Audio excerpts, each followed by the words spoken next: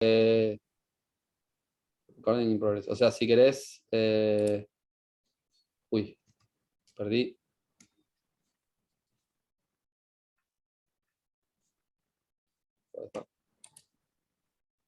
No sé qué pasó. Cuando puse Gorit, me cerró el Zoom. Así que dale, empezá. Y yo cuando queden un par de minutos, no voy a interrumpir mucho antes. Okay. Y no sé qué quieren con términos de las preguntas. ¿Preguntas todas todo al final o interrumpimos con preguntas aclaratorias? ¿Qué prefieren? Interrupciones breves, rápidas, aclaratorias, hagamos que se hagan. Sí, ¿ok? Dale, ok. Perfect. Adelante. Okay, I'm gonna switch to English. So thank you for coming. This is my work on transportation infrastructure. It's how infrastructure shapes comparative advantage. So the objective of this paper is to quantify the impact of domestic trade costs on a country's national comparative advantage. This is relevant for two fields in economics. First, for international trade, I'm providing evidence that roads can be a source of comparative advantage. And this is different than the standard sources like endowments, institutions, or technology. This is particularly interesting because unconnected regions in a nation might specialize in sectors that are different than the specialization of the country. And moreover, road network effects can benefit unexpected regions that were not targeted originally by the infrastructure policy. And in developing economics, this is also important given that low quality of road infrastructure is common in these nations, in developing nations, and expenditure on infrastructure investments in developing economies is around 3.4 to 5%. So evaluating effects of infrastructure on the comparative advantage of a nation is not straightforward. When you build a large road, you have five effects happening at the same time. First, the industry linkages can kick in because firms increase the access to locally foreign inputs. Second, the road network in the heterogeneous geography also play a role. Suppose you want to connect a manufacturing region to an international port. This can also improve the connectivity of mining or agricultural regions that were not originally targeted. There's general equilibrium effects. It also impacts domestic trade. And also a very interesting part is the role of ports. A road reduces trade costs, but also can shift trade flows towards newly connected ports of trade. So we need a general equilibrium model to account for all these issues. So what do? I have a multi-region, multi-sector, international trade, internal geography model. It can be used to simulate impacts of any road. This includes unbuilt ones. The model considers heterogeneous geography. I have data from Colombia. I have administrative data on domestic and international trade. I digitize the primary road system in historical roads, and I have industrial linkages data. The context is the following. Colombia is a country with very high domestic trade costs. It has been like this historically, as Fashion and Ramirez have documented. And there's a concentration in exports in the commodity sector. The counterfactual focus is that I quantify the impact of large road projects on the comparative advantage of Colombia, accounting for several GE effects. And the roads can help shift the comparative advantage of a commodity-dependent nation. So my contribution, I have like three sort of like families of papers. There's a family of papers that says, look, infrastructure impacts domestic outcomes. There's another family of papers related to infrastructure, talking about the welfare impacts. And there's this group of papers talking about how infrastructure shapes how regions are impacted by globalization. And I highlight here Fajlbaum and Redding and Sotel. I differ from the previous three set of papers on the following way. I propose that the spatial allocation of domestic trade costs can influence the comparative advantage of an entire nation. In a way, I'm considering that the comparative advantage of a nation is the weighted average of the comparative advantage of regions, where these weights can be different factors that affect these regions. And I'm also documenting that roads are key for the manufacturing sector. There's a couple of motivations for the model. I'm going to use the main ones in the interest of time. The first one is that Colombian exports tend to be concentrated to the point that the National Department of Planning tends to define something called traditional exports. These are coal, oil, coffee, and nickel. In the past 3 decades, the concentration in traditional exports has increased substantially. There's a second motivation of the model. Although you see that Colombia is a commodity-dependent nation, and specifically in mining commodities, the regions specialize in different sectors. This is a map where I use the Balassa Index of Comparative Advantage, and each color defines whether the department or region has a comparative advantage in either agriculture, mining, or manufacturing using the Balassa Index. The red points are something called city ports, which are cities that have some port of infrastructure or infrastructure to trade with the rest of the world. A third motivation of the model is that a region does not use a single port to trade. You could think initially that the department, for example, of Antioquia, given that it has infrastructure in Medellin, will mostly use like 80, 70% of the exports would go through Medellin. This is not necessarily the case. As you can notice on the graph on the left, Antioquia balances its exports between 4 or 5 city ports. On the right is Cundinamarca, where Bogota is. And also Cundinamarca uses multiple ports to export goods to the rest of the world. So you have this like elasticity of substitution between city ports, and this is the way I call it. So what are the features of the model? I'm not going to show you all the equations, given that I only have 20 minutes.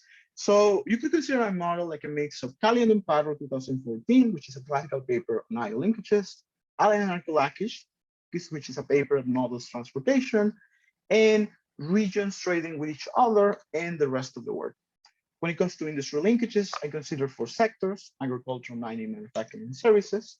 And in my transportation framework, consisting with the previous empirical evidence, when Colombian regions and the rest of the world trade, they will have multiple city ports to export and import. There's a parameter that I call the elasticity of substitution between ports, and it's going to define whether one port or multiple ones are relevant for each region. And I use the flows region port work to estimate this parameter. Lastly, I consider Colombian regions or Colombian departments as small open economies that trade with each other and the rest of the world. Now, let me talk a little bit about the transportation feature, mostly by the intuition. This is the center is Bogota, that red point. When Bogota trades with the rest of the world, it can use infrastructure in 20 cities that are located across the entire country. Now, it can use the seaport of Riohacha, it can use the airport of Cali, it can use the airport of Bogota, the seaport of Buenaventura in the Pacific. So it is very relevant to consider the fact that there's multiple ports can be used in the international trade model. And this is something that is an important feature of my model. The main counterfactual that I will analyze is Ruta del Sol. Ruta del Sol is the longest and biggest road infrastructure project in Colombia in the past 3 decades, and is being built right now. And the key objective of Ruta del Sol is to connect the industrial cluster of Bogota. What happens to be the case is that even though it's targeting Bogota, it's also benefiting mining and agricultural regions, both that are located along Ruta del Sol, but also that are located to the east of Ruta del Sol, because it benefits these regions that are here in blue, and it allows them access to the Atlantic seaports in the northwest. So I also compare Ruta del Sol with 3 other interesting roads. I target Autopista del Mar, which is another smaller road segment that targets Medellin, the second largest industrial cluster in Colombia. And I focus on these 2 roads that I call Santana, Mocoa, Neiva, and Troncal de Piedemonte. These are roads that people have asked, like there's strong support for these roads because they connect isolated regions. Nevertheless, several of those isolated regions are located in departments that have a comparative advantage in mining. So this is going to be interesting when I compare the effects of every road. So let me show the results of the simulations.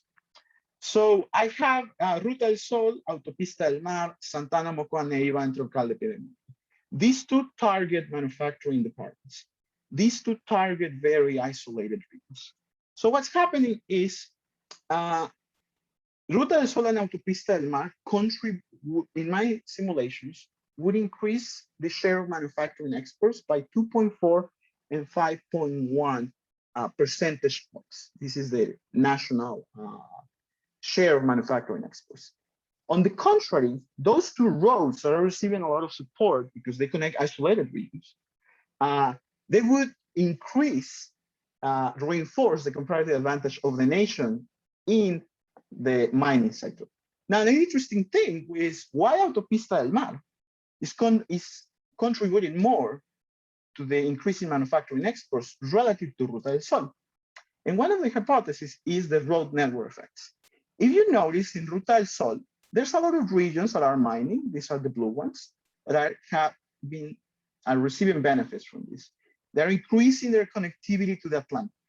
Now, when you look at Autopista del Mar, although the map is a little bit smaller, you see that it's benefiting mostly regions that have a comparative advantage in manufacturing, which implies that this road network effect is actually important to define what is the impact of a road project on the comparative advantage of a country. Now, I also look what happens with the manufacturing subsectors. This is a part that I didn't have in the first draft of my paper, and these are preliminary results. What I'm finding is that Ruta del Sol benefits mainly metal manufacturing exports, but Autopista del Mar, which targets Medellin, benefits all subsectors substantially, and the exception is chemical manufacturing. So there's a heterogeneous impact of the roads across manufacturing within the subsectors. Now, I want to show you a couple of extra slides about the spatial effects of these roads. I'm going to focus again on Ruta del Sol. And there's an interesting thing. I focus on the manufacturing exports of each department to the world. And what happens is the following. Ruta del Sol increases the manufacturing exports to the world in the interior regions and reduce the manufacturing exports of the Atlantic coast regions. So what I have in the left is the change in the percentage change in the department exports. What I have in the right is the contribution of the department to the national exports. So what's happening, what you can infer from both maps is in the moment you build Ruta del Sol, which is this very long road that is painted with black, although several departments increase their department exports, the share of the importance or the weight of the central departments increases the most for the ones that are located in the center. In a sense, you're shifting the export activity from the Atlantic coast towards the interior coast. Now, an interesting fact would be to see what happens if this happens with, for example, agriculture.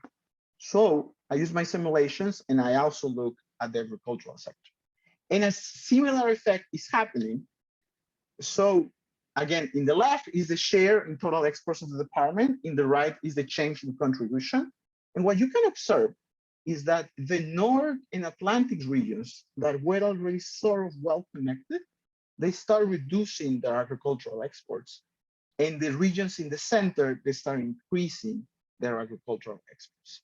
So this heterogeneity is quite interesting because it's not only the case that Cundinamarca and Bogota, which are located in the center, are the ones who are agglomerate, receiving the benefits of Ruta del Sol, but also you can see that the increase in agricultural exports occurs for other departments in the interior. So these spatial effects are quite interesting.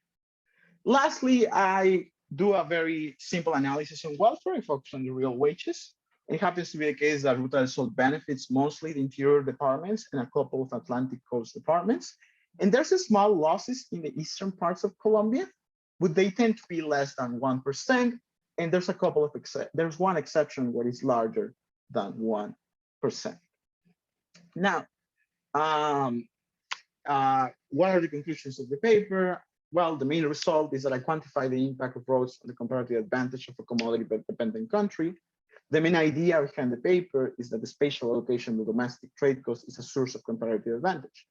Again, why do we need to quantify these impacts? The size of the impact of roads on national comparative advantage is unclear a priori. Heterogeneous regions can benefit from road projects. As I said, you're trying to benefit Bogota, which is an industrial region, but other agricultural and mining regions can benefit too. Lastly, I developed a model to quantify the impact of roads in national comparative advantage. And this model includes IO linkages, substitutability of ports, road networks, and heterogeneous geography. And I hope this super quick summary of the paper is helpful for you to understand the idea. Thank you so much, and I'm happy to receive any type of questions. Cool. O sea, creo que es temprano, o sea, tenemos unos minutos, con lo cual, si hay preguntas, creo que podemos hacerlas ahora. Así que abramos para algunas preguntas. Yo tenía, o sea, estaba súper interesante. O sea, no terminé de entender la importancia esta de la, como que varias veces mencionaste esto de la sustitución entre ports. Ajá. ¿Por qué importa eso? O sea, entiendo que es como un feature de los datos. Claro. Y entiendo como que típicamente cuando uno hace estos modelos, asume que todo el trade como condicional en un producto va a ser eficiente hacerlo por un mismo port. Pero, Claro. y acá esto no pasa, pero ¿es importante tenerlo? La razón por la cual es importante es por la carretera. Supón que Bogotá solo exporta por Barranquilla. Entonces, la única carretera que le va a importar a Bogotá es la carretera que conecte Barranquilla con Bogotá. Ahora, si Bogotá exporta por múltiples puertos, lo que va a importar no solo es la carretera que conecta Bogotá con Barranquilla, pero también van a importar todas las carreteras que conectan Bogotá con los 6, 7 puertos que esté usando. Entonces, si el valor de esa elasticidad de sustitución es tal que solo un puerto se usa, solo te importa una carretera. Si el valor es tal que múltiples puertos se usan para todas las regiones, entonces el sistema entero es importante y todos los network effects del sistema entero se vuelven importantes. Pero eso lo podrías mostrar como, imagina, hay como una forma de mostrar cuánto importa esto, ¿no? Que es resolver el modelo como simplemente usando como el método estándar y como permitiendo como que el Transport Network utilice el least cost port, so to speak, ¿no? Y podrías rehacer los counterfactors ahí, ¿no? Que sería un caso límite, creo, de tu Allen Arcolattis. Claro, podría, lo que yo obtengo, y me voy a ir a la última slide, a la 65. Lo que yo obtengo es lo siguiente.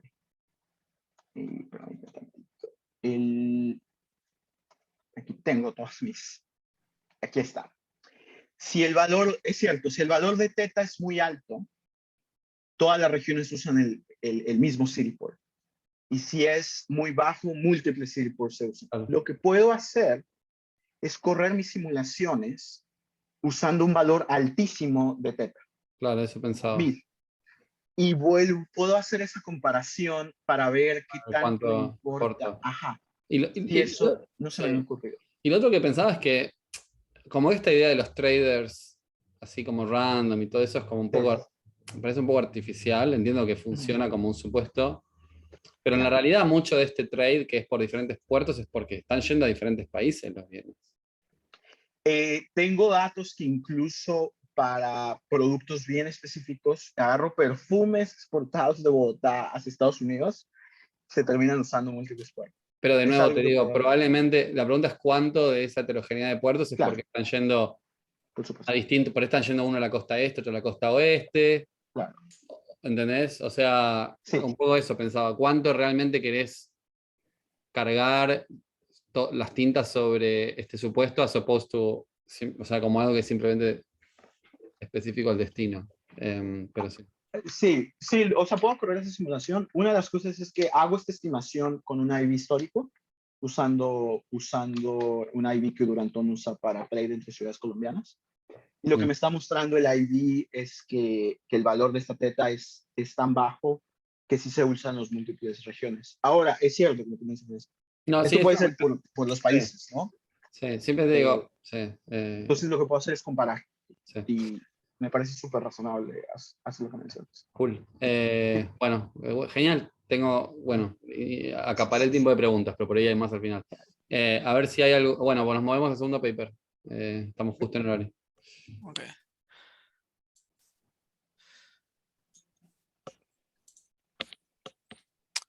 Okay. Okay, so can you see the slides? Yeah.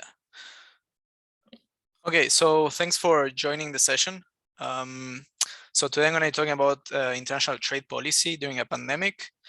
And this is joint work with Ana Maria Santa Creu, who's also in the audience, also at the San Luis Fed. So the usual disclaimer applies. These are our views and not necessarily those of the San Luis Fed or the Fed system. So this paper is motivated by the observation that some goods have proved to be critical to combat COVID-19. Think of PPE, medical equipment, tests, vaccines. Now, typically, trade is key to access these goods during normal times. The typical country typically relies substantially on trade to get access to these goods. If you think of the US, around 36% or more of the total demand for these goods is imported. And not only that, but also there's big concentration in just a few suppliers. So now this is typically a good thing. These are some of the benefits of trade. You know, we specialize on comparative advantage.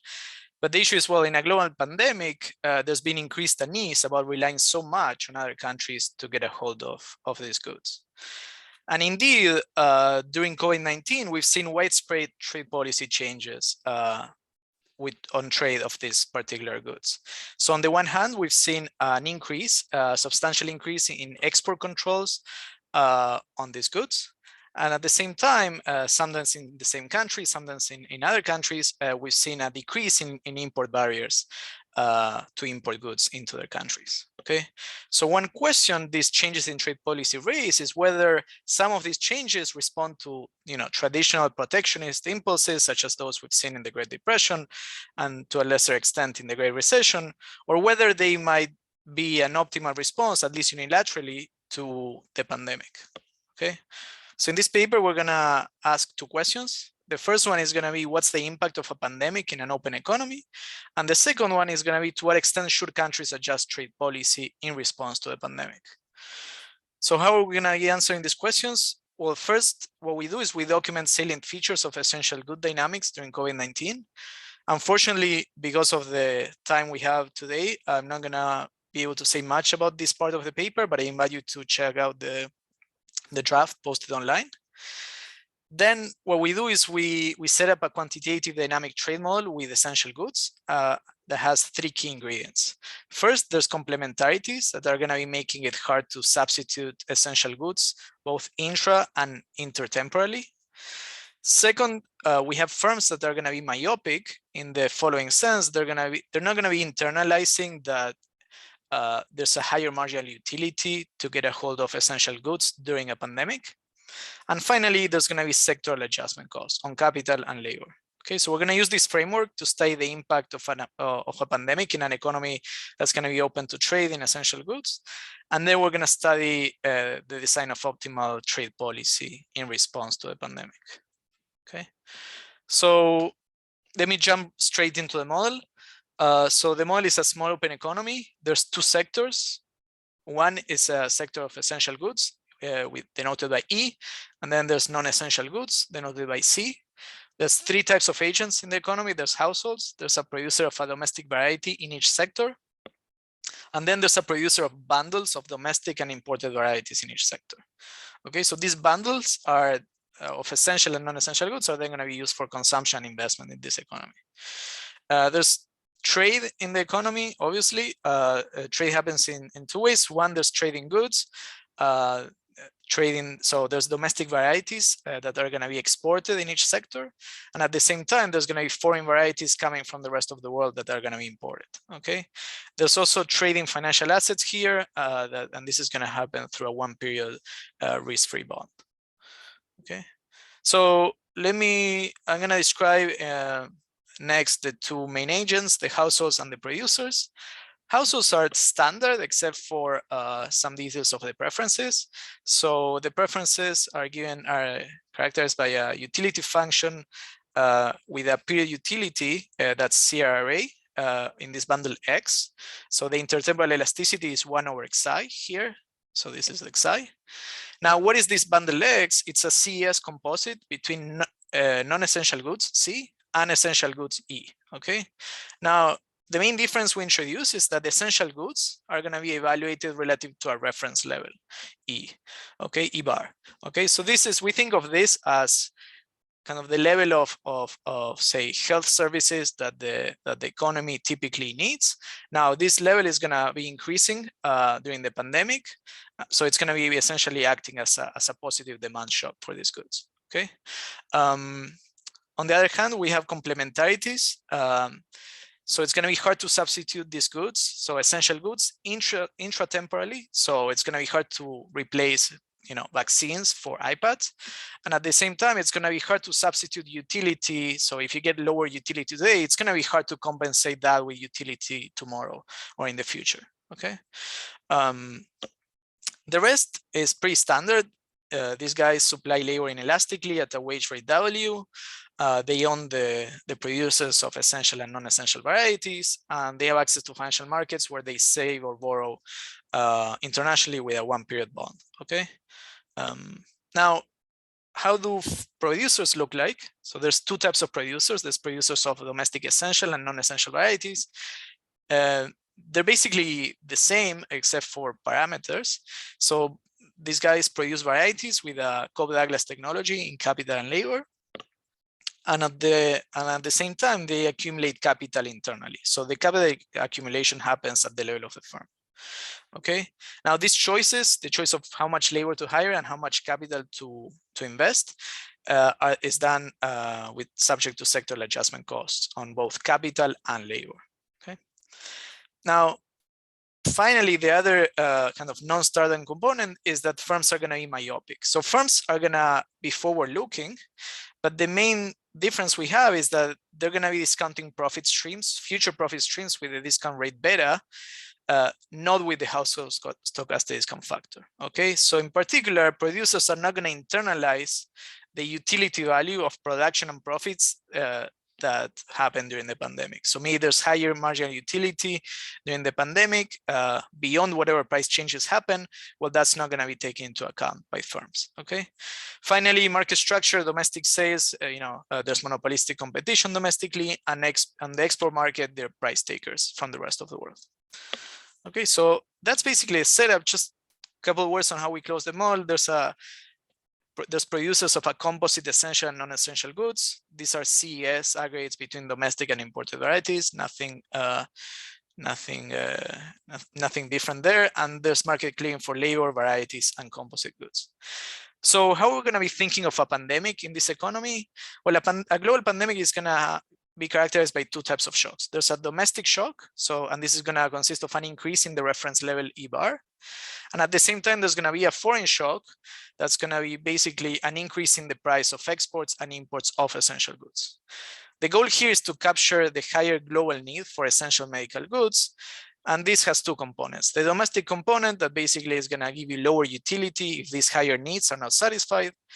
And the foreign component that basically, so we're not modeling the rest of the world explicitly, we just have these shocks. But the idea is basically to capture the higher need and the difficulty to scale up production, which have shown up in higher prices as we see in the data. Okay, so the idea is we take these shocks as exogenous and we study the role of trade in our economy.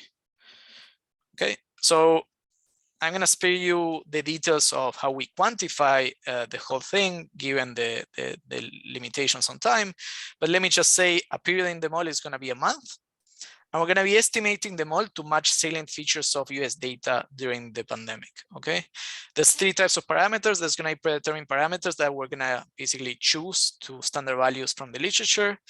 Second, there's going to be parameters chosen to match moments prior to COVID-19, so in the pre-pandemic steady state. And third, there's going to be parameters to match some dynamics during COVID. Okay, so the experiment is going to be to think of the economy as being in steady state before the pandemic hits. We're going to then hit the economy with these three shocks. They're going to be one-time shocks, so one-time changes in the value of these objects. They're going to be unexpected. They're going to be transitory, so they're just going to last for 1 year. And this is all going to be done in a perfect foresight way. Okay. Fernando? Yeah. Una pregunta. So, en este modelo, La única razón para hacer policy es esta distorsión que tienen las firmas cuando hacen el pricing, cuando hacen las decisiones. Sí, O sea, eso es clave. eso es clave para pin down el rol de policy, para que O no se sea, confunda. digamos, es la única razón por la cual policy puede ser beneficioso. Sí, para generar, tenemos el resultado de steady state o without the shocks, pero sí, básicamente le damos un subsidio para offset los markups de monopolistic competition, con lo cual no hay ningún motivo para meter optimal policy excepto sí, en respuesta a la pandemia. Excepto en respuesta a esa distorsión en las decisiones de las firmas, en ese wedge en el pricing del discount rate. Yes. Well, I'm gonna show you that. Yeah. Pero, ok. ¿Y qué representa eso? Que las firmas tengan esa diferencia. No, la idea, our motivation is to think that firms, there's it's kind of principal agent problem. So in the model, maybe they are owned by the same, but firms are profit maximizers. They want to maximize profits. Maybe it's socially optimal to produce more of these essential goods, but it's not, individually optimal for the firms to do so from a profit perspective, because there's adjustment costs. They need to make big investments and then they need to scale back down. Maybe for the household it's worth it, but for the firm it might not be. We can discuss more, but I mean, it's in a way, we were motivated by, there's the Defense Production Act and a lot of these tools that governments across the world have been working on. So this is a way to capture some of that. So first question we ask is, what's the impact of a pandemic in an open economy? To answer this, we plot impulse response functions for a few variables. They're all of these that I'm showing you are for essential goods. So consumption of essential goods, output of essential goods, exports of essential goods. And on the top right, you see the ratio of consumption to a reference level. So let me just point to two key things. On the consumption side, basically the pandemic is pushing the level of consumption to be way below the reference level. So that's a strong incentive to increase consumption of essential goods and increase this ratio.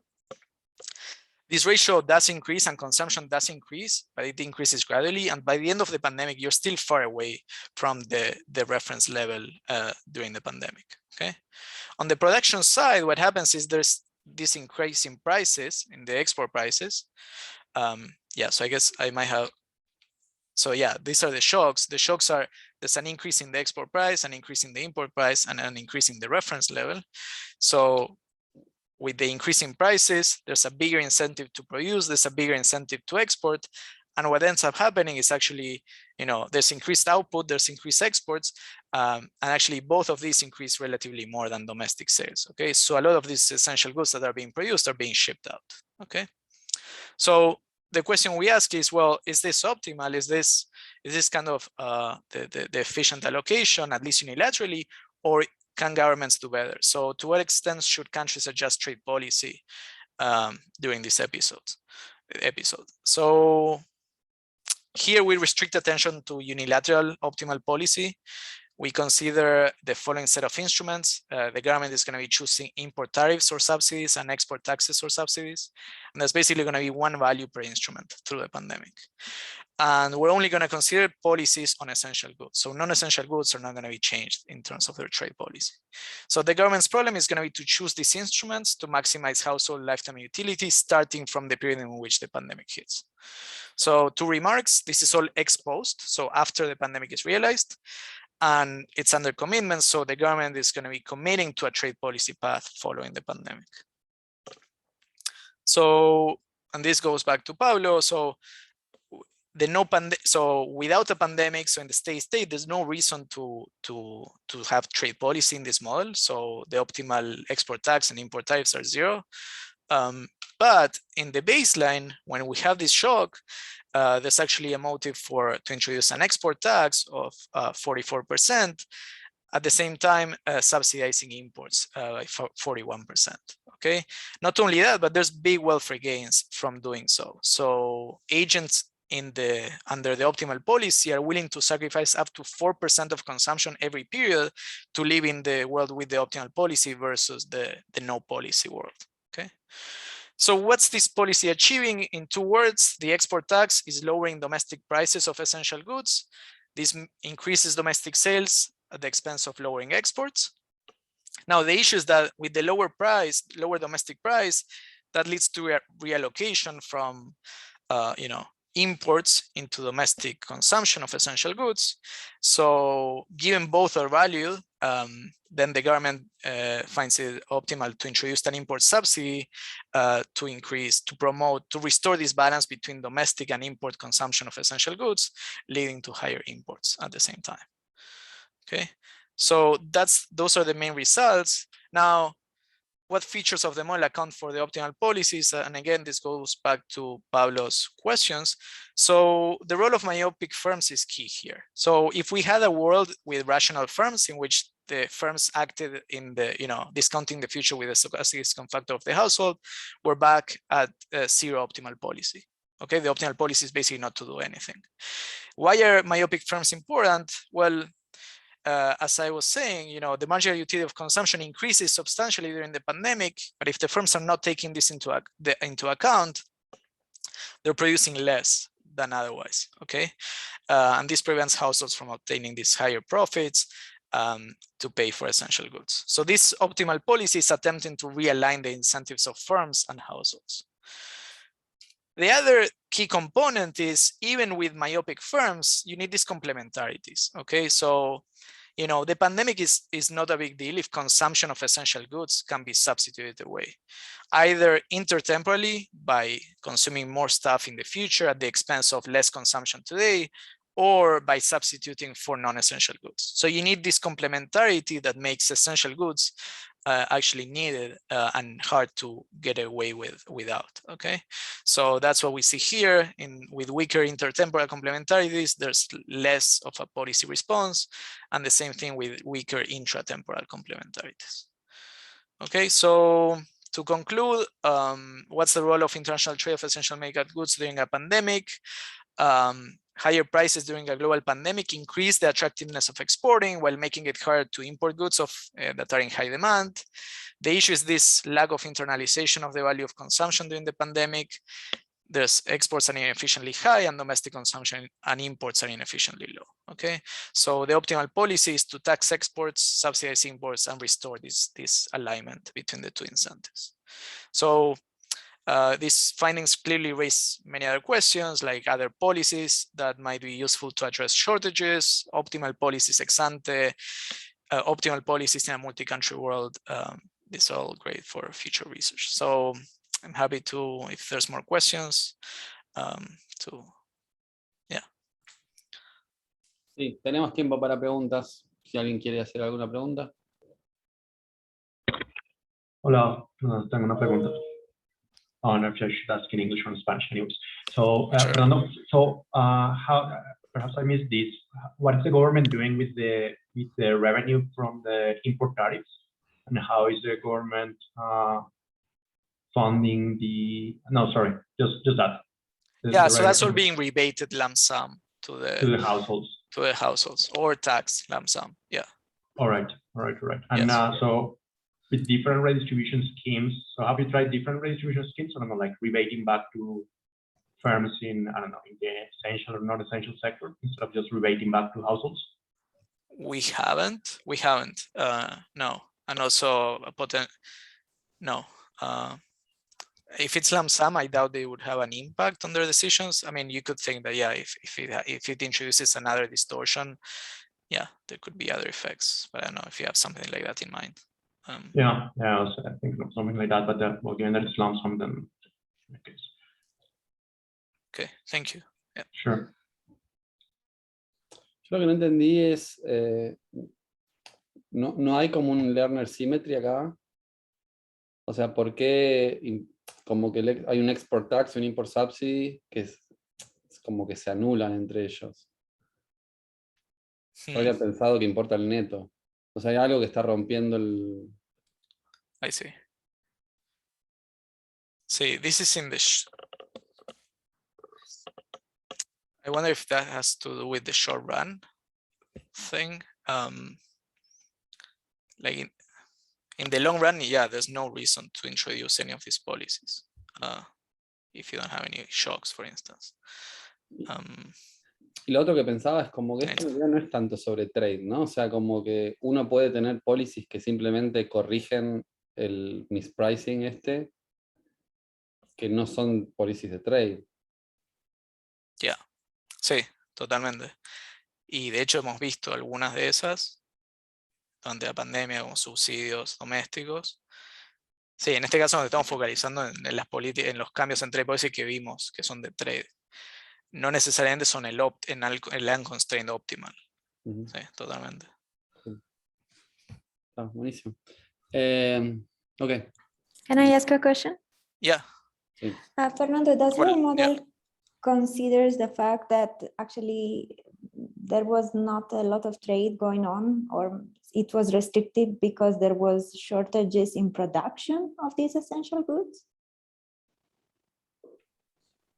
Yeah, so we don't model the rest of the world explicitly, so we don't have, I mean, conditional on the price, you can buy stuff, but the way we capture shortages is we're thinking just through the price changes. So higher prices are reflecting these shortages. Okay. But it's just that for certain things during the pandemic, even if you were willing to pay a lot, it was just not there. So, yeah, so we're abstracting from okay. from that explicitly. Okay, thank That you. might be something to look into. Yeah. Yeah. ¿Podemos And hacer I un think- poquito? Sí. Ah, bueno, dale, terminá.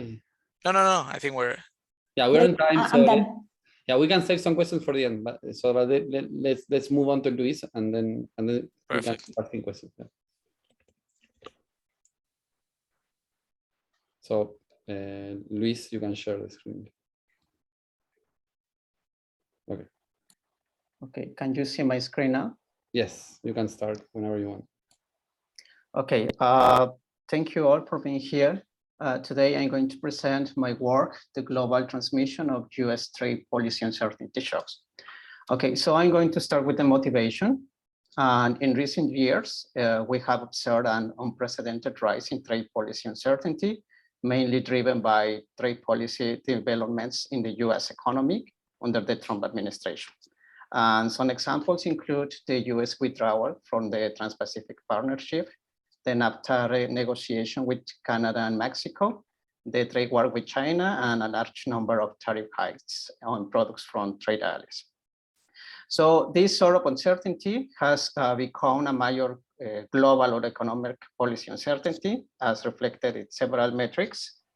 And also the role of the United States as the world's largest market and the interconnected nature of the modern economy means that that the effects of this trade, this economic policy uncertainty in the trade context is not only of interest in the US, but also abroad.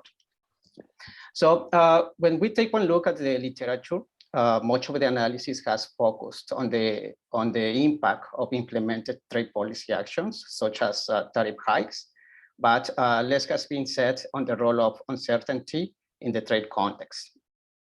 So there is an emerging literature documenting adverse effects of specific episodes of trade policy uncertainty.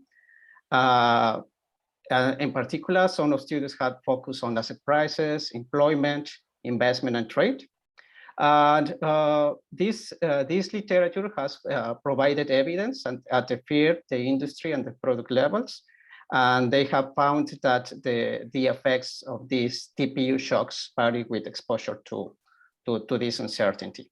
And also they focus on either single country or bilateral analysis. However, the evidence is not conclusive. For instance, Steinberg shows that in the context of Brexit, Brexit uncertainty shocks, the impact is minimal on trade. And even other studies, such as the one by Alessandria and co-authors, find that trade increases strongly in anticipation of uncertainty future increases in tariffs. Also, to the best of my knowledge, when we look for studies who analyze or who provide a systematic analysis on the international propagation of these sort of shocks. The evidence is more scant, and except for Hassan and co-authors, and they study the global effects of Brexit uncertainty shocks at the fear level. And they find that firms more exposed to this uncertainty lose market value and reduce hiring and investment. So what I do in this paper is to assess the spillover effects, focusing on the aggregate trade policy uncertainty shocks that originate in the US in a panel, and I studied the effect in a panel of 36 advanced and emerging economies. And I also offer insight on some relevant policy questions, such as how these shocks affect the economic activity and financial markets abroad, and how these spillovers depend on country characteristics. So to answer these questions, I carry out the analysis in 2 steps. And the first one is concerning the identification of TPU shocks. In here, I identify structural VR using sign and zero restrictions complemented with narrative sign restrictions. From this model, I recover a time series of TPU shocks, and I use it in the second step to study the international spillovers using local projection methods. So in this part, I would like to say that this is still work in progress. So any suggestion or comment that you might have, especially in this second step of my analysis, is going to be more than welcome. A preview of my results is that for identification, I document that investor expectations are highly informative to assess the impact of TPU shocks. And I find that in the short run, these shocks lead to adverse consequences on industrial production, trade, stock prices, both in the US and in all countries in the panel. And also these shocks lead to a depreciation against the dollar. I find as well that that the effects are stronger in emerging economies than in advanced ones, except for stock prices. And also that financial openness amplifies the effect of these shocks, whereas the trade openness with the US has the opposite effect. Okay, so I'm going to start with the identification of these shocks. As I just mentioned, the identification strategy is to identify structural VR using sign and zero restrictions complemented with narrative sign restrictions. So the latter approach amounts to impose additional information such that the quantitative importance of a particular shock is consistent with key historical events. So now the question here is which information I'm going to add to my structural VR. So what I propose is to take one look at the information contained in the stock market price, in the stock prices. This is because, for instance, Baker and co-authors have documented that the stock prices have been highly responsive to trade policy developments. And my proposal is simple and intuitive, and it has been used before in other students. And it goes like this: the argument is that forward-looking agents incorporate expectations of future earnings of firms into the valuation of stocks, and therefore they affect the returns of holding them. That this suggests that it might be useful to incorporate stock prices information into the structural bar. So to do so, I rely on the narrative account provided by Baker and co-authors. What they do is to document, or first to identify large stock market movements of 2.5% in absolute value. And then they classify these jumps into 16 categories, one of which pertains to trade policy uncertainty or trade policy. And in this table, I show these stock market jumps that are explained by trade policy developments. And also I consider other jumps that happened during the same month. And also these jumps are measured at the daily frequency. So here, these dates highlighted in bold suggest that trade policy shocks are rare events. And provided that I'm going to estimate my VR at the monthly frequency, I'm going to focus on only in these two stock market jumps, which happened in March 2018. So that's the reason I do so is because in other months, such as December 2018 or August 2019, there are other jumps that were generated by shocks other than trade policy, which can add like noise to the information. So I'm going to focus on this observation. Okay, now I estimate a reduced form bar using Bayesian techniques. And I use my set of endogenous variables for the US economy. I use a time series for tariffs. I incorporate the trade policy uncertainty index by Caldara and coautors, and the economic policy uncertainty index by Baker and coautors. This is to control for the other sources of economic policy. Stock prices, because that's going to allow me to incorporate the narrative information, and industrial production to control for economic conditions.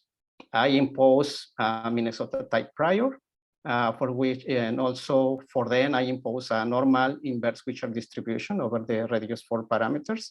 And I estimate this VR at the monthly frequency from 1985 to 2019. Now, for identification, I impose sign and zero restrictions on impact responses following the algorithm of Arias, Rubio, Ramirez, and Baboner. And the set of restrictions is minimal. I impose a zero restriction on tariffs and a positive response on the trade policy uncertainty index. And this is such that this shock only reflects uncertainty and not implemented trade policy actions. Okay. So as I just said, this set of restrictions is very minimal. And also my identification is set and my model is set and partially identified. Set identified because I'm using sign restrictions, which means that there is not a single model that satisfies these restrictions. And partially identified because I'm identifying a unique shock, only one shock. So to address this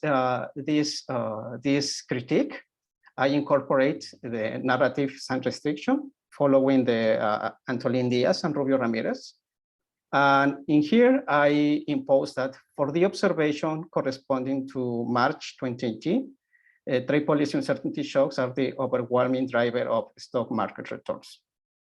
That means that the absolute value of the contribution of TPU shocks is larger than the sum of the absolute value of the contribution of other not identified structural shocks. So given that the narrative information is at the daily frequency, and these stock market jumps are large, what I say here is that during this month, the TPU shocks are an important driver of the return during this month, but at the same time, I'm allowing that other structural shocks have an effect. So what I find here in this structural VR, so it's in the gray shaded area is the identification using only zero and sign restrictions, and the red shaded area is when I incorporate the narrative information. So what we observe here is that the narrative information in only one episode, which by the way coincides with the start of the US-China trade war, it narrows down the set of structural parameters to the point that the economic implications change. So what is interesting here is that I'm not imposing any restriction on the latter three variables. And here, what is interesting is that I find an impact response on stock prices and a contractionary effect in industrial production. So what I conclude from this exercise is that investor expectations are highly informative to assess the impact of TPU shocks. Here, I recover the time series of TPU shocks. Okay, and so we observe that this time series tends to spike during episodes of high trade policy uncertainty. Just as a validation check, according to Rami, I show that this series features desirable properties, and that is that it is neither forecastable nor correlated with other structural shocks that are commonly studied in the literature. So this is the first step, and I'm going to use this time series in my second step, okay, to study the international spillovers of TPU shocks. So here the data. I collect data for a panel of 36 economies, 18 advanced and 18 emerging, plus the US. And I collect this data at the monthly frequency. In particular, I collect information for industrial production, imports, exports, stock prices, and the bilateral US dollar nominal exchange rate. And the sample is from, the sample estimation is from 1985 to 2019, conditional on data availability. And all my variables are in log levels. So to study the domestic effects, I resort to local projections following a well-known procedure by Jordan. And in here, on the left-hand side of the equation, I have the domestic variable of interest. I include an intercept. I regress on this shock, which I recovered from the structural BR, and a set of controls. In this case, 13 lags of the dependent variable and a quadratic time trend. So in here, this sequence of coefficients, beta h, are going to give me the impulse response of the variable of interest with respect to the TPU shock. And this approach can be extended to a panel case. And in this equation, I'm considering a country fixed effect. Also, an average response of TPU shocks measured by beta h, and a set of controls in which I include 13 lags of the variable of interest and country-specific quadratic time trends. Okay, so the average effects are given here. And what I find is that contractionary effects both in the US and abroad, or not all countries in my panel, in a 24 hours. Okay. These contractionary effects are applied for the industrial production, for imports, exports, and stock prices. And I observe here during the first year an appreciation of in the bilateral US dollar exchange rate. So what is interesting here is that the response in stock prices. Some people have pointed out that how we explain the large volatility in stock prices. For instance, the literature that have studied the direct effects of the US-China trade war find minimal impact on the real economy. And the argument has been like, if those effects are small, how we explain the fact that stock prices have been very volatile during this event. Okay, so in this part of the analysis, I'm going to try to explain that.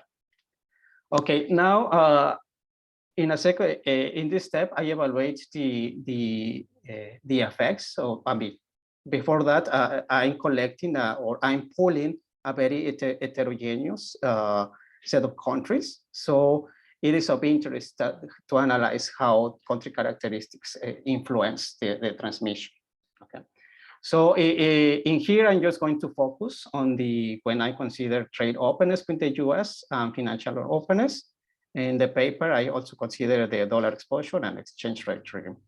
So to classify countries, I separate the countries by high and low intensity subgroups, in which I mean, for each country, I have an index of trade openness and financial openness, which is measured as the ratio of exports plus imports. Then for using this index, I compute the average value for each country.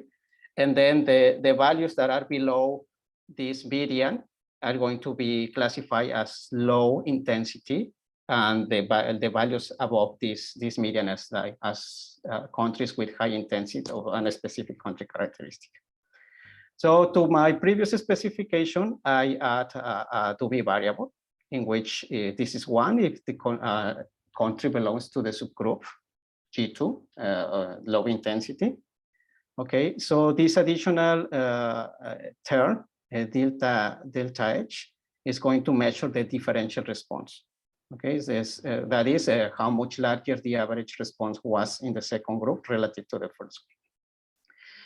Just to shed light about the transmission, I separate the impulse responses, one for advanced economies from emerging economies.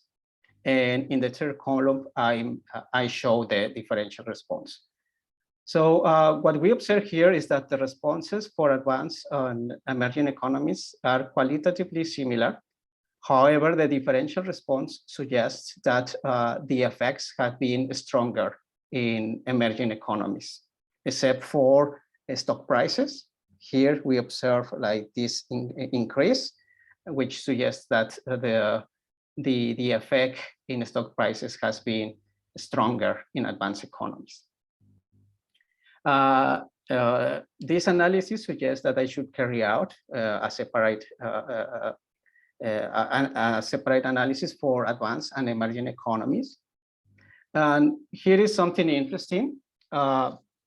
When I consider the trade openness with the US, here I'm only showing the differential response, is that in these variables, the countries who have stronger trade links with the US, I mean, these characteristics reduces the effect of trade policy uncertainty shocks.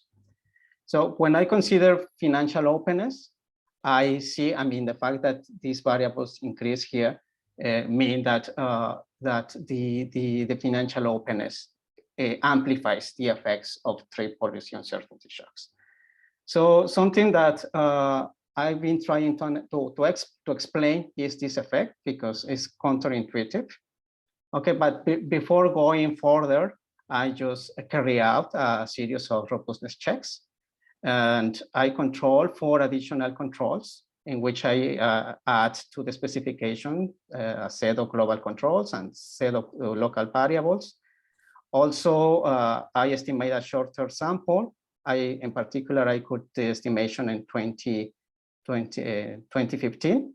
I mean, just to observe whether the US-China trade war is driving the results. And I find that the effects are lower, but still significant. And also I use alternative measures of trade policy uncertainty. One is a subcategory provided by Baker, Bloom, and Davis. And another measure is a tariff volatility measure based on a stochastic volatility model following Fernandez-Villaverde and Coeters. So what I found here is that these results are robust to different specifications. And here, just to conclude, is that the stock prices reactions contain useful information to identify TPU shocks in the US, and they have adverse consequences on the broad economy in all countries, including the US. And the transmission depends on some country characteristics. And here again, I mean, this is an empirical result. And as I was telling you, is that this is a counterintuitive result, because if we think in terms of a demand channel, one would expect that a contraction in the US economy, which translates into lower demand for imports, should have a stronger effects on its main trading partners. So what I'm working, I mean, now is like to study like time varying country characteristics, because some of these characteristics have changed in the sample for some countries, and interacting country characteristics as well. For instance, if we think in terms of Canada, which is a country, an advanced economy with a high level of financial openness, but at the same time is one of the main trading partners for the US. So these two characteristics can be playing in the opposite effect. And of course, it's like to explain this empirical result that I obtained here. Okay, awesome, thank you. So we are past the time, so I guess I'll just move to the next presentation, and yeah, and then we may have some time in the end for questions. Okay. Okay. Yeah, so let me share my screen. Yeah. Okay.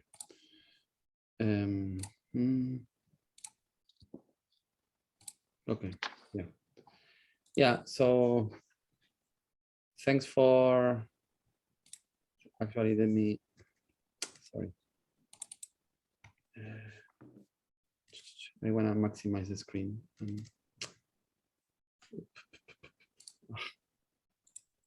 All this time using Zoom and I still don't know how to. Whatever, I'll do it from here. Okay, so thanks for staying until the end. So this paper is with Penny, Patrick, Amit, and Daria. So what do we do in this paper? So a bit the idea is to move the focus in the recent research about the US and China trade war, sort of away from the US and China, which has been what most papers have looked at, into other countries. And what we are going to be looking at is how the US and China tariffs affected the exports of countries all over the world. We're going to do a thought experiment. I guess empirically, we are going to answer the question to a thought experiment, which is to see, let's take a country and let's compare across different products that this country produces and exports, how the exports into the US, into China, and into the rest of the world were affected by the tariffs that the US and China were imposing on each other. So in that way, we are going to sort of try to learn something about how the trade war impacted the exports of other countries. And this is largely an empirical paper. So the center of this paper is to estimate these responses, but we're going to do it through the lens of a pretty simple but flexible model, such as to organize our thoughts and to discipline how we interpret the coefficients from the regressions. So in order to set the stage, I guess you could ask what mechanisms someone should have in mind when thinking about these forces and how the aggregate exports of countries were affected in response to the trade war. And I guess like different mechanisms come to mind that I'm listing here. So perhaps it could be that some countries are specialized in products that tend to be the target of the tariffs. And that will naturally make these countries more likely to grow their aggregate exports, perhaps because of that. But then you can think that even within product categories, as observed in international trade, we're going to be working at HS 6-digit levels. It could be that some countries have products that substitute China or products that complement China. And if that's the case, then the countries that substitute the Chinese products may enter, more easily into the US when the US taxes China because of the relocations into these countries, whereas countries that produce complements of China may go away from the US. And then we can think of supply side forces. Perhaps the supply elasticity of countries is different depending on their factor markets. And finally, input-output linkages, of course, is something that may permeate the whole analysis, and some of the results may be suggestive of that. So, and that's what we are going to do. I guess I already gave you this idea of what we do. So let me tell you what are the main findings. So first, empirically, when we look at the US and China, naturally they are going to reduce exports to each other in response to the tariffs. A somewhat less perhaps expected result is that when the US taxes China, it's not only the case that China exports less in the products that receive higher taxes, but also the US exports less into China. So when the US taxes China, the US exports less into China, and vice versa. When China taxes the US, China exports less to the US in those same products. which has the flavor of a sort of Lerner symmetry effect operating within products where import taxes are symmetric to export taxes.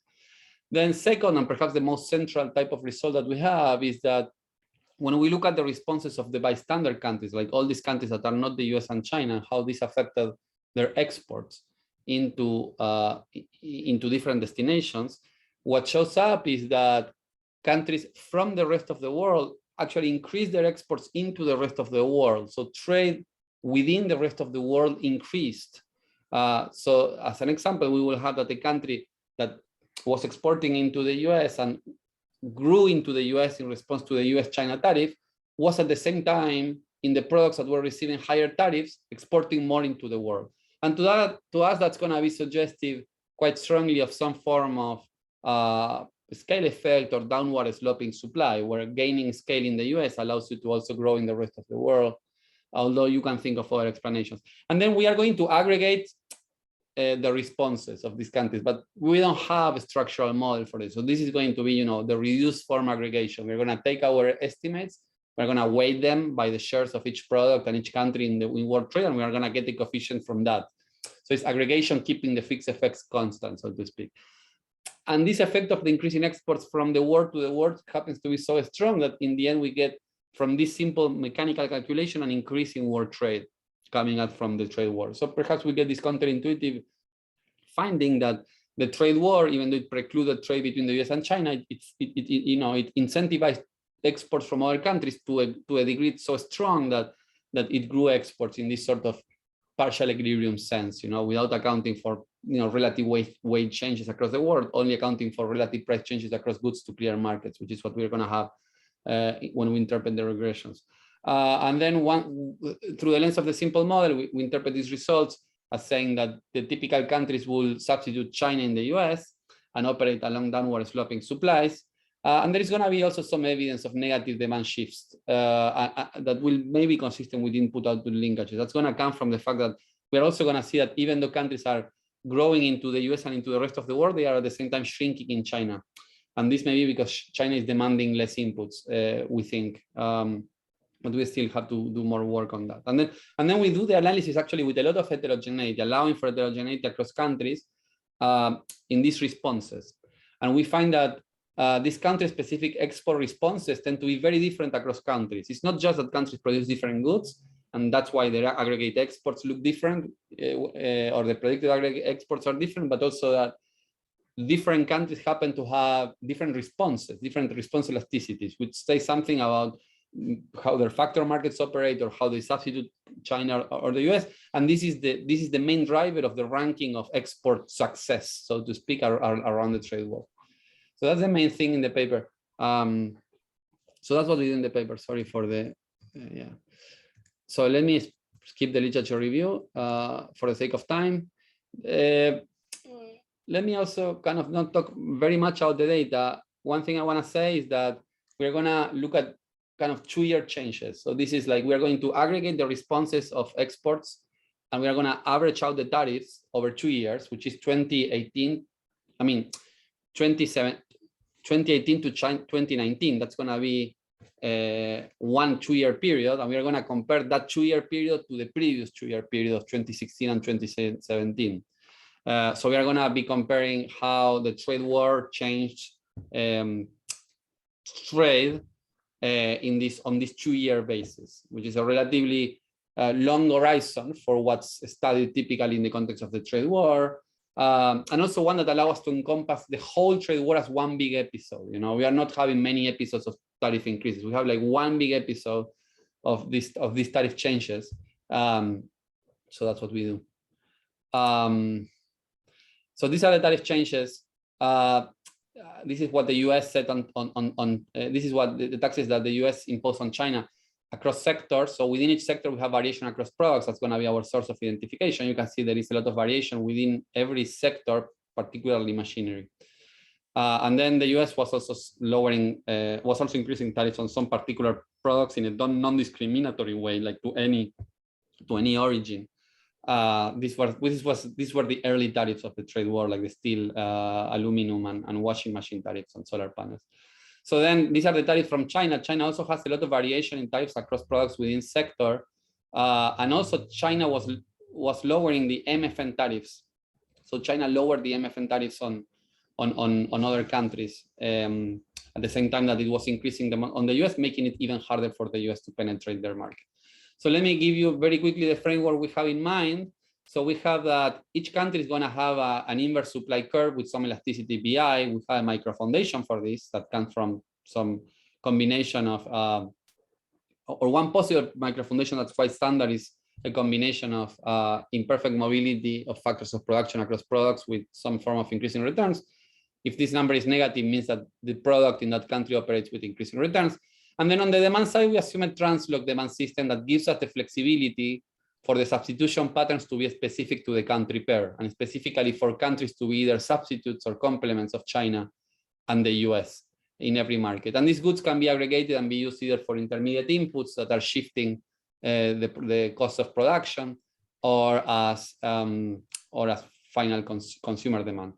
And from here, you take a first order approximation around the equilibrium of this model, and then under some conditions, we can derive something that allows us to understand what are we going to estimate. So imagine that you run a regression of exports from a given origin, I, to a given destination, N, and the regression is across products as a function of the tariffs that the US is setting on China across products. And then you get a coefficient. This coefficient is going to be a function of these supply elasticities and demand elasticities. And then it represents this formula. And then what we are going to do is we are going to use this type of formula to say from the responses that we observe in the data when we run this regression from this beta, we are going to sort of infer something qualitatively about whether you are substitute or complement, or about whether you as a country operate with increasing or decreasing returns. And what comes out from that previous formula is the following. Suppose I give you, I'm going to be looking at, for each country, I'm going to be looking at the beta to the US and the beta to the rest of the world. So suppose that you estimate a beta from, say, Argentina to the US that is positive. That will put you in this column that says that Argentina will be a substitute of China. So if you increase exports to the US in response to the US China tariff, you are a substitute of China. And then depending on whether you increase to the world or not, conditional on being on this column, you have either a negatively sloped supply or a positive sloped supply. So in conclusion, if you increase to the US, you are substitute with China. If you decrease, you are complement. And then if you are in this diagonal, upper right and lower left, you operate with decreasing returns. And if you are in this other diagonal, you operate with increasing returns. And I guess I can carry you through the intuition of why this is the case. It's pretty straightforward. I'm going to skip it just for the sake of time. So this is just the kind of the raw data. And in a sense, all the main empirical results are here. Then the regressions reproduce much of this, properly controlling for trends that are country sector specific. But here what we have is Chinese exports to the US. This is a bin scatter of the raw data as a function of the US-China tariffs. And we have it for the period of the trade war and for the previous period. So the gray line is a sort of placebo.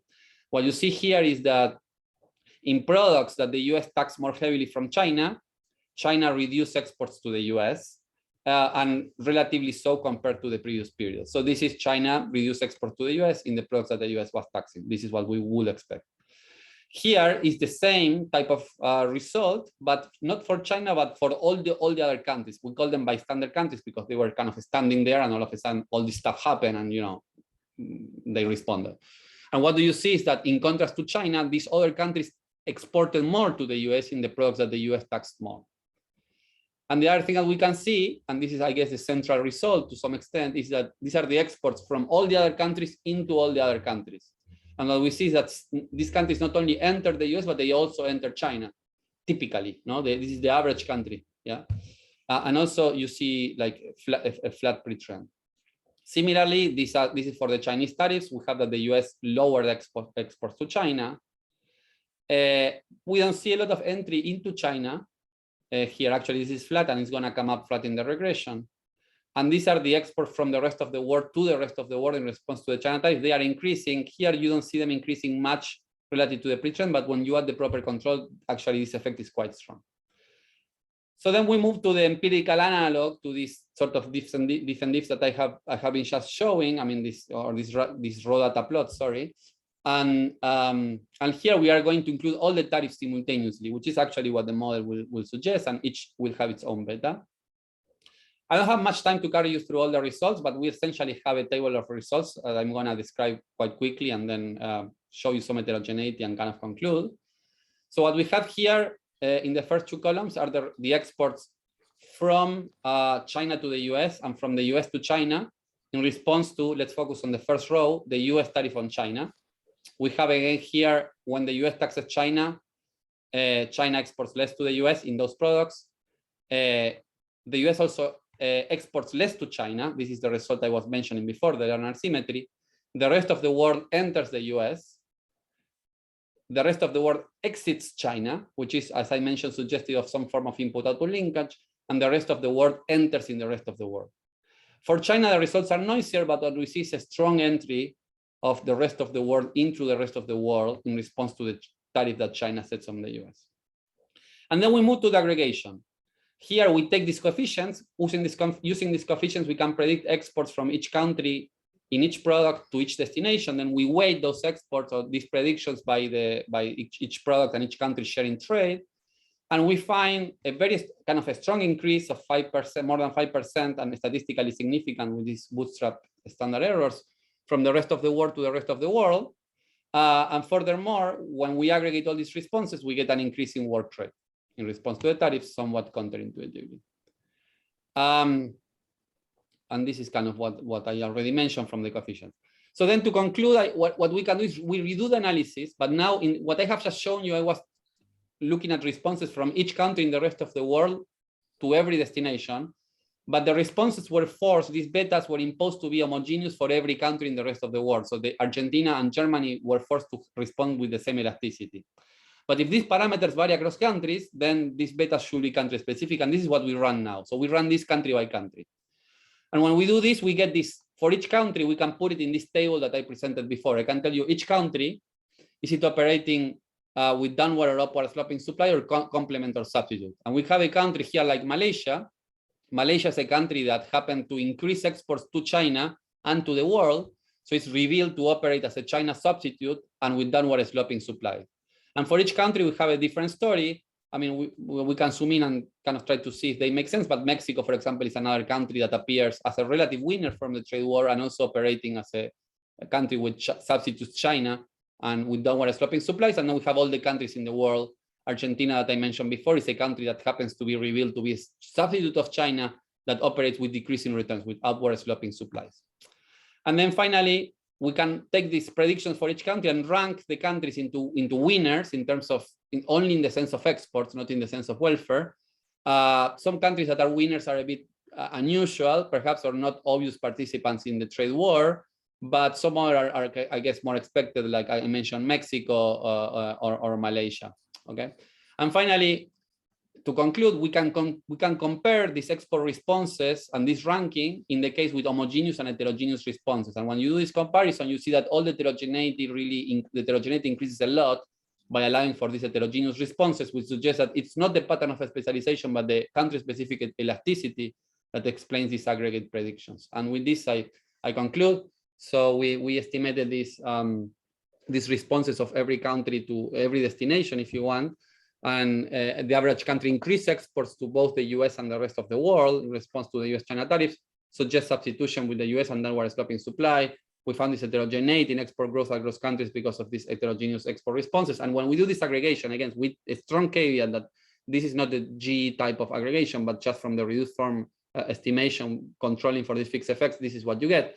And then we get some increase in trade due to this this suggestive evidence of increasing of downward sloping supplies. And with that, I stop. A bit, yeah, right on time, given when I started.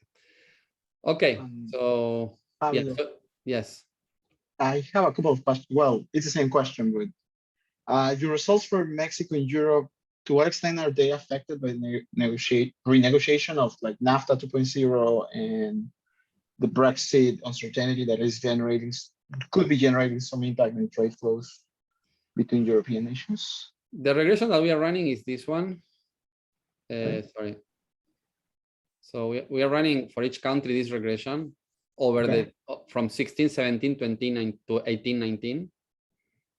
And we are controlling for a pre-trend, which is from 1415 to 1617. And we are only including the tariffs of the trade war, the tariffs that the US and China are setting on each other and on every other country. I So, see. yeah. So if Brexit is there, I mean, obviously the perspective of Brexit was already happening during the trade war. Yeah. And it had been voted but not officialized. But then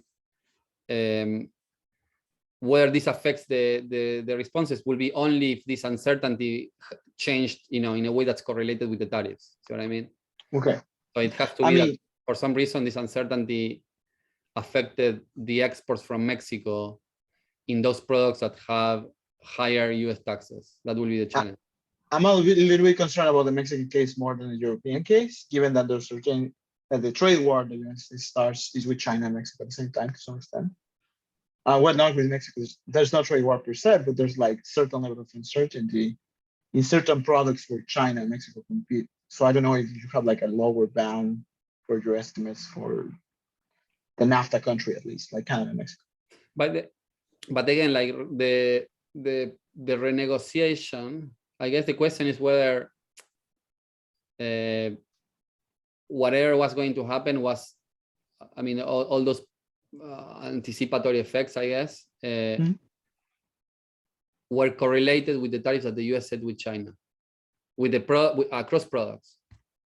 Oh, I see. That will be Okay. that will be the question. Okay. So okay. Because all the estimation is across products. So I'm telling you, Mexico increased exports to China actually quite a bit in this estimate in response to the tariffs and to the US. But I mean, I have to revisit that. Now I actually don't remember the Mexico estimate precisely. This was off the top of my head, may not be right. But this is a diff across. It's just a diff across product. Not even a diff. It's like we are looking at whether the tariffs increase more, where the exports increase more in the products that the US tax more on China. Okay. So anything that has to do with the renegotiation of NAFTA has to be correlated with that to pose a challenge here. I see. Okay.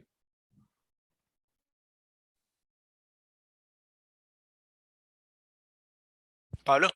Sí. Yeah. So at the end, when you say there's this net trade, the line on like, so it's not just relocation, there's a net trade gain. Mm-hmm. So I'm wondering, so if imagine that you have an industry where all the supply chain is done in China, and now suddenly there's, just a part of it done in China, and then you just start doing the rest in like whatever, 3-4 more countries. So that, is your statement on like gross trade? So, or can you say something about, value added? There's actually an increase in value added trade, if that makes sense. It's all gross. It's all gross. So if now it's spread out over a longer supply chain, it's going to show up as net trade. So it could be reallocation still, just over. Yeah.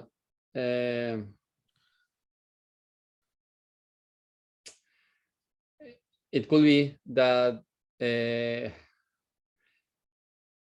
what the tariff is doing is that something that was done in China all of a sudden like becomes broken into parts, and then that thing now that product that the US tax for whatever reason gets split into stages, and then say the first stage was in China and goes into Korea, and the second stage also was in China and goes into Vietnam. Then in this example, we will see more export from Korea to Vietnam, from stage 1 to stage 2 in that product. So if that's the case, we may see it could be, yeah. I mean, I don't have a prior that happened in particular, but it could be that some of the increase in export from the rest of the world to the rest of the world, I mean, theoretically could be that. Yeah, I mean, they were saying that some, I think it's more anecdotal, but some goods that were, produced in China, maybe they were like half made in China and then sent almost done somewhere else and then. Yeah. I mean, this rerouting also there is some anecdotal evidence of that.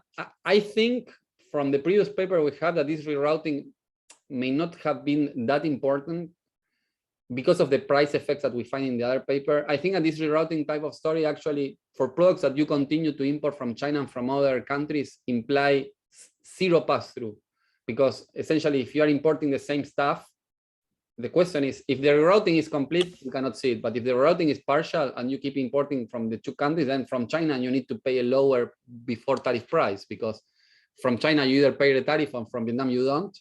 So this is actually zero pass-through, and we find complete pass-through. So that's something that I don't think my feeling is this is not happening systematically, but even if it is, to explain the increase in export from the rest of the world to rest of the world, it has to be two steps. It's not that, it's not that just China ships to Vietnam and then to the US. It has to be that China ships to Vietnam, that ships to Korea, and ships to the US. Right. So that you get the increase in export from Vietnam to Korea in the process. Because I'm showing you that there is an increase in export from the rest of the world to the rest of the world. See? Yeah. No, I mean, I don't know if you want to, but I mean, you might have the data to kind of get at some of these things through the input-output linkages. I mean, I don't know that you. The input, we actually have some. This well, across the world, this HS6. This is pretty. This is HS6. So HS6 is fairly detailed as level of segregation. It's like thousands of products, like 10,000 or something like that. Should know it better. So the question is, how does the input-output matrix look across countries? So that's not that clear. We looked a bit at input-output linkages because, as I told you, some of the data kind of could be consistent with the idea that China imports less in the products that the US is taxing. That's perhaps why we see reallocation from the rest of the world into the rest of the world for countries that export more to the US, but not into China. So that maybe China shrinking its demand. But that's, and we do see some of that. One caveat is that all this, given how we are identifying things, this force has to be there, but it has to be an input-output matrix at the 6-digit level that's very heavy on the diagonal, because it has to be that China is, exporting less of that product to the US and also importing less of that same product from the rest of the world, because that's how we are identifying. Since we don't see the matrix, everything is in that product. And it's true that even at the HS6-digit level, if you look as we did at the imports and the exports of Chinese firms, they tend, 30% of Chinese exporters tend to import the same product they export of the single at that product. level, at that level. So there seems to be some of that. Even at the HS6 level, there seems to be pretty heavy on the diagonal, which is something that we looked just to have some sense of where this hypothesis has some potential bearing on reality or not, and whatever, that's there. Cool, interesting, thanks. Any other questions? The questions don't have to be about my paper. I'm very happy to answer them, but now it's kind of open discussion. It's kind of weird because now we already use for papers. But...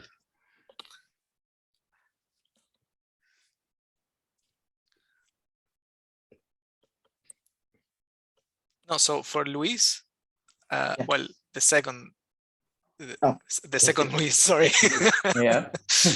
No, I was one thing. So I'm not really familiar with all these techniques and all these. Anyway, some of the details escape my.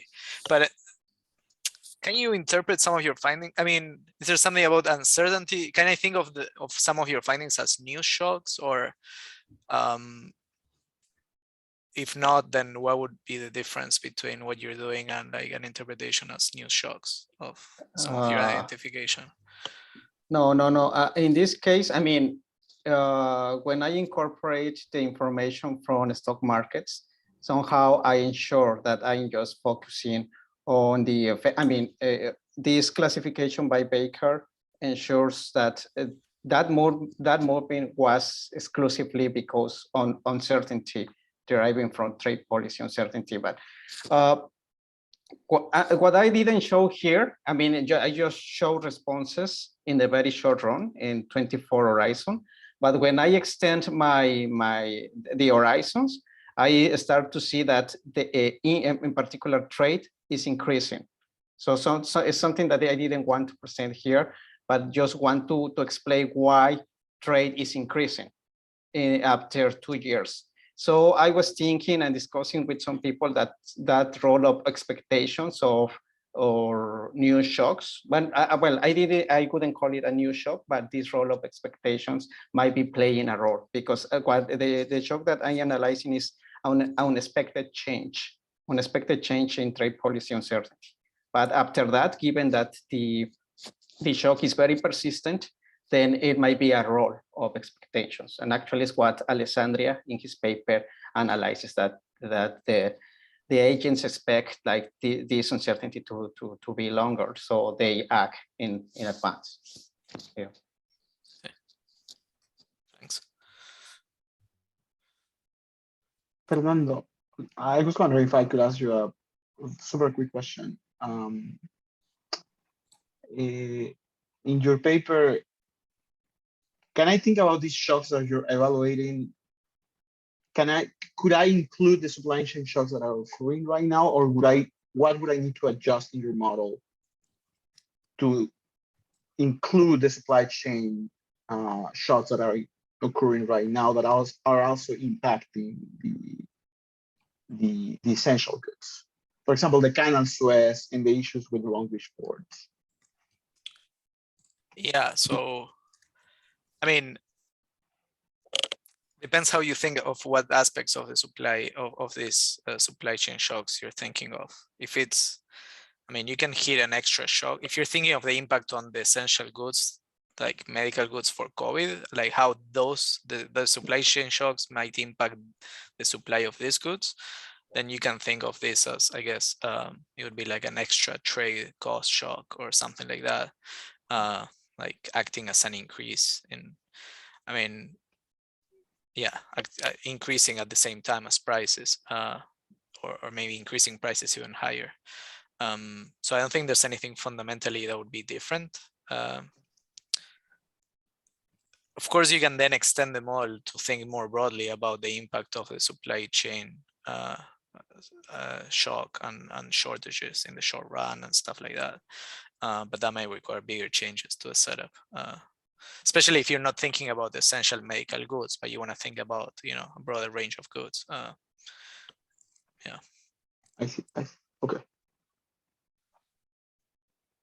I don't know if that answers. Yeah.